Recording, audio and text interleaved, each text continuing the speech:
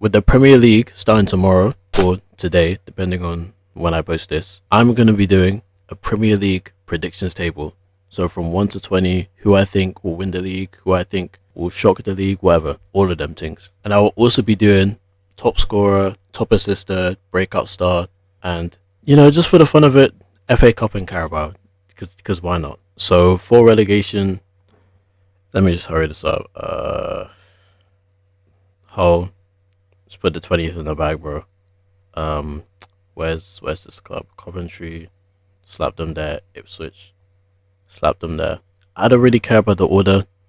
All I know is that all the 3 teams that got promoted will get sent straight back down. Yo-yo things. I just don't think that any of these teams are like Premier League quality. Unlike last year where like every single team was actually like competitive. I just don't think these 3 teams have enough. So they will be going straight back down by the end of the season. Now on to 17th. I'm going Nottingham Forest. I can't lie. Them losing Anderson is a very, very big loss. And obviously, this is before the transfer window has ended, so I don't actually like the fact that I'm doing this right now, because they could buy someone, and then like this goes for all the teams. They could buy someone, and then we'll be like, oh, that's a very good addition. Like same way like Arsenal bought Eze after the Premier League already started, and then that changed our disposition on them. But like as of right now, I don't really check Nottingham Forest news, but I don't think that they've really replaced Anderson with like someone viable. So I will be putting them 17th. Like they still have a good squad, but like I just feel like Anderson's a very big loss. And right next to them, I'm putting Crystal Palace. The reason why I'm putting Palace above them is because I believe in their attack more. They got Pino, Mateta, they still got Wharton, who's very, very crucial for their midfield. I think they've already moved on from Brennan Johnson. I think he's playing for like Everton or something now. But yeah, other guys that I didn't mention, Daichi Kamada, they still got Daniel Munoz, who's I would say top 3 right back in the Prem. He's a very, very good player. I very much like Munoz. They got Strand Larson. I mean, Strand Larson was doing a bit when he came in January. We'll see if he can continue that. And they got my goat, Takehiro Tomoyasu. So yeah, I think they'll be finishing 16th. As for 15th place, we have Sunderland. Now this might be a shock, because like, obviously they finished 7th. They got a Europa League spot. And that is exactly why I put them here, because I don't think they have the squad depth for that. If it was Conference League, fair enough, I'll put them like 2-3 spots higher. But yeah, Europa League is going to absolutely tank them, because I don't think they have the squad depth for that. But they obviously still have a very good team. They got Granit Xhaka, who will always give you a baseline like 6.5 out of 10 performance. He's normally a lot better than that as well. Like, they have a very good team. I just don't think they have the squad depth to be playing in Europe, which is why I put them 15th. 14th, I have Leeds United. Brother, okay, there we go. They have no Europe to be playing in. So, oh yeah, I also forgot, Crystal Palace, because they won what's called Conference League, they're now in the Europa League. So that's obviously going to tank their Premier League performance. And I think long gone are the days of Crystal Palace and 12th place being an entanglement.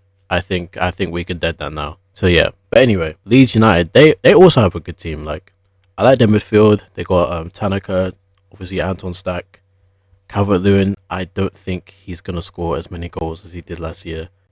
But we'll see what he can do this year. They got a calm team. And like I said before, they're not playing in Europe, which Sunderland are. So that's going to help them in their league campaign. 13th, I got Everton. Between these mid-table teams, I didn't really know like where to put them.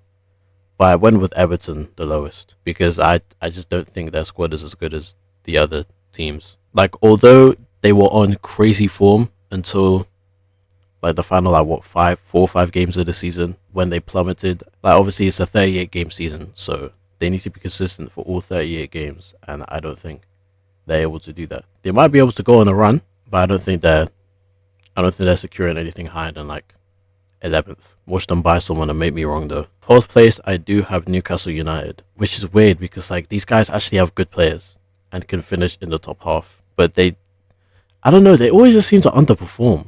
Like, I don't know what it is. Like, they have the guys, but they just can't perform with them. and their attack really doesn't move me. Like they bought Elanga, they bought Voltemada and Vissa, and none of these guys have really cemented their place in the squad. And also, I forgot to add that they literally cannot buy players because every single time they want to buy someone, they just get their thing snatched, bro. They just get it snatched and their head patted, bro. They can't buy anyone because every one of their targets just gets swiped by another club. And I'm pretty sure they got quite a few injuries. Like Elanga got a knock in the preseason friendly they just played. I was seeing that Livermento's injured. Apparently Lewis Hall's injured as well. That's a big injury. Lewis Miley just came back from an injury. We'll see what he can do. But yeah, all three of those attackers that they bought, only one of them had a good run of form, and then he just fell off a cliff after. And then the other two, they didn't really do anything for Newcastle. Obviously, Elanga had that one game against Barcelona, but like he just has pace against the high line, so I'm not really counting that. But yeah, to me, Newcastle always seem to underperform, and obviously they lost Tonali to Spurs, they lost Guimaraes to Arsenal. Those are two very big players for them, and how they're going to replace them, I don't know. Oh, and they've also lost Anthony Gordon. I mean, he's a starter for them.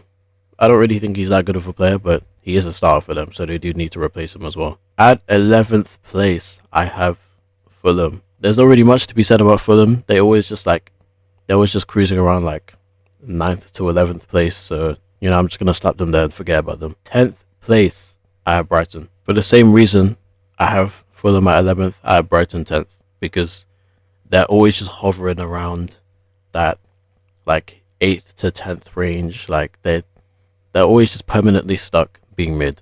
So again, I'm just going to put them middle of the table and forget about them. 9th place, I have Brentford. Now on paper, this team doesn't really like scream at you, but like they are a very well run club, and like they always seem to like make the right transfer. They always buy some random guy out of nowhere and they score like 15 league goals. So I'm putting them 9th because they always seem to know what they're doing. The biggest example of that was last season when they lost their manager, lost their captain, lost their two 20 league goal scorers, and they still finished 9th. So they obviously seem to know what they're doing. They're a very well run club, and they'll probably spawn some random Brazilian don, just some random guy from nowhere. He'll score like 13, 15 goals. Yeah, they always seem to be in control. So I'm putting them 9th place, which is where they went last season. So now at 8th place, I'm putting Tottenham. Those back-to-back 17th places, I don't think they're replicating anywhere near that this year. Like, I'm actually going to give Tottenham their props. They have been moving serious this transfer window. They bought Tonali, who I very much rate as a player. Mateus Fernandes as well. He's a good player. And they got key players coming back from injury as well. Like Madison. Madison's going to boost their squad a lot. They got Kudus coming back from injury as well. But Wagwan for this Kulusevski guy, bro. He's been out for like 15 months with a knee injury. It's like he doesn't even want to play for the club, bro. I just don't understand him. But yeah, with all those guys coming back, you may be thinking, why am I putting them 8th? It's because of that stupid retractable football pitch. They're going to get injuries again. Like they do every single year. Every year, these men are dealing with injuries. So, and I think those injuries will take them out of a European spot. But to be fair, 8th place got Brighton Conference League. So possibly they could get Europe, but they'd have to be lucky with injuries. Because I don't think they have the depth because of injuries. Injuries have just gutted their squad. If you look at like charts of like which teams has the most injuries, Tottenham's just up there because this stupid retractable pitch. I don't know why they still have it. But yeah, that's just gonna nuke their squad. They're always gonna be dealing with injuries. So that's why I'm not putting them like 5th or 6th. Even though I do think like the actual squad is good. 7th place, I have Bournemouth. Now this team is like everyone's bogey team. Like they take points from Arsenal. They gave City problems last year. I'm pretty sure they beat Chelsea as well. Like this team just beats everyone. Either that or Chelsea drop points against them. Like this team just gives everybody problems, bro. Like last year they went on 2 unbeaten runs that were like, I think the first one was like 13, so they played Arsenal at home, and then the second one was like 18 games unbeaten. Like this team is just crazy. They're always going on runs, and as of right now, Junior Krupi is still in the team. I think he can build off that campaign he had last year. And hold on, let me predict. I think he will score. I think Junior Krupi is scoring So he scored 13 in the Prem last year. They're playing in Europa, so they have to rotate the squad. I think he'll get 11 goals in the league and then 4 in the Europa League, which will be 15 goals all comps. And I CBA to count. I CBA to like think about if you're scoring like FA and Carabooby Cup, whatever. I don't care about those things. I'm saying 11 goals in the league, 4 in the Europa League. Krupi does have links to PSG and all these other teams, but I don't think he's going. It seems like Krupi will stay at Bournemouth, so that would be a massive plus for them. As for number 6, who will be number 6? I think it'll be Chelsea. Now the reason why I picked Chelsea is because they can't be 10th. They can't be anywhere near 10th again. That was a anomaly. It had to have been an anomaly. And they're not playing in Europe, so that will obviously bolster their league campaign. They're playing 1 game a week, apart from the times when obviously there's FA and Carabao or whatever. But they're playing 1 game a week. So that's a lot less injuries, there's less load. They're basically the Man United of this season. They bolstered their squad. They bought Lacroix from Palace, and they bought Morgan Rogers, obviously, from Villa. I think that they will be back to European football this year, by the end of this year, sorry. But I don't think they're going to get Champions League because they'll be just edged out by Aston Villa. This team is so streaky. Like, we literally saw it last year. Like, they went 5 games without a goal, and then they went on some crazy winning streak. Like, you just never know what you're gonna get from this team. They obviously brought in Manzambi, who had a good World Cup campaign. We'll see what he can do, and I will be looking out for him, but you'll see why later. But at the same time, they could be 6th because they are currently employing Gun, and he's obviously gonna have to play some football, so that's gonna attack their performance. So that Chelsea Aston Villa thing could be swapped. But obviously, they're back in the Champions League because they won the Europa. Will they go far? I mean, I don't think they're going past. Are they going past group stage? They will. They'll go past group stage. I think they will finish between 9 to 25, 9 to 25. That range where you have to play an extra game. I think they're gonna be in that range in the group stage, and then they'll lose in the round of 32. Because why not? Let me just throw extra predictions out there. But yeah, Villa and Chelsea could easily swap, because like I said, Chelsea have no Europe. Aston Villa are playing in Europe. They just sold Tielemans, so that gutted their squad depth because he's a very important player for them. And also, literally just today, they sold Ezri Konsa to Arsenal. So I'm going to switch them. Because they've sold 2 very important players in their squad. And obviously, Manzambi has come in. I don't know who they're going to buy to replace Ezri Konsa, but obviously, since he just got sold, they haven't replaced him yet. So they might by the end of the season. But as of right now, I kind of have to put them 6th. Because Chelsea, they have so many flipping players. So, like, they should be able to rotate and avoid injuries, hopefully, because of the sheer amount of flipping players these guys have. Reece James can have an injury-free season. I don't know why I said that. That's not happening. But hopefully he can play, like, a good amount of games, because that will obviously help Chelsea in their campaign to reach Champions League again. But yeah, let me swap those 2, because Chelsea haven't really lost anyone of, like, great value. They finally got rid of the parasite that is Gun, and they've given him to Villa. So, like, yeah, I kind of have to swap them. On to 4th place. I'm giving 4th place to Manchester United. Now, United fans will be looking at this and being like, why are we not like 2nd or something? I saw guys saying that they could push for the league. Boys, slow down.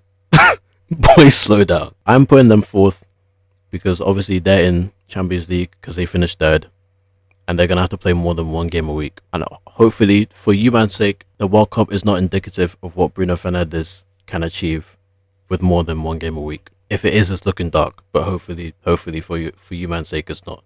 But yeah, I just don't think they have the squad depth to play more than 1 game a week, because obviously they were playing the same team every week. They really just rotated the same like 15 guys, and they never had to deal with like crazy injuries. But they have gone through a crazy midfield overhaul. Like, they got Tielemans, they got Andre Santos, they just bought Baleba today.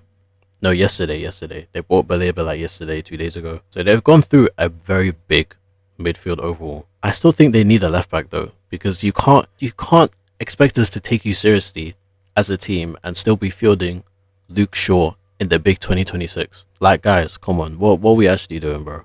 Luke Shaw cannot be playing important minutes for your club in this year. We're going into 2027, bro. Please, just let it go, bro. Just let it go, bro. But yeah, their midfield is actually looking competent now. Obviously, Casemiro's left. That's a big loss, but he's also like 48 years old. He can't cover ground. So it made sense to let him go. But that will affect Bruno Fernandes's assist numbers because we always knew he was just lobbing it up. He was just lobbing it up to Casemiro. Like it was Lob City Clippers, bro. He was just lobbing it up to him. And that's how he was farming assists. But yeah, that's obviously gonna hurt his assist numbers, which we'll get onto later on in the video. But yeah, they've bought a completely new midfield, so they need to find a good dynamic between them. And yeah, it's really just squad depth. That's why I put them fourth, because Liverpool, who I'm putting number 3, they played in Europe last year. I just feel like they'll finish above United purely because they played Champions League football last year. I'm just gonna give them that bonus of like they already know what it feels like to be playing in multiple competitions, and United's obviously gonna have to get adjusted to that. So it's more of a mental thing than anything. And I might be waffling. United may still come third. I don't think United are touching second. Let's be honest, guys. Liverpool still need to overhaul their entire right hand side. Like, I'm not moved by Frimpong. Salah's left. I don't know who's gonna be on the right. And hopefully Wirtz does not have the flipping abhorrent season he had this year. This year was so ass. Isak too. Just for human's sake, hopefully they come back and they start banging goals, or just put in better performances, because guys are gonna be like, oh, Isak didn't have preseason. Oh, he broke his leg. He was playing. First of all, preseason was his fault because he didn't go training. Second of all, he was playing bad before Van de Ven just came and clattered him. So let's not coddle him because he's a grown adult.